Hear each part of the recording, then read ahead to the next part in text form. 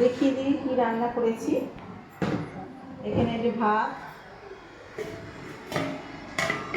এখানে যে স্যালাড আছে, এখানে ঢ্যাঁড়স ভাতে আছে, এখানে কালকের একটু ডাল ছিল, এখানে এঁচোড়ের তরকারি, আলু দিয়ে ঘি গরম মশলা দিয়ে এঁচোড়ের তরকারি আছে, আর এখানে ওই যে ঠ্যাং বেরিয়ে আছে ওদের চিকেন, দুটো ঠ্যাং বেরিয়েছে, নাতি খায় না। আর এই যে চাটনি, সবশেষে চাটনি আছে। আজকে হচ্ছে এই খাবার।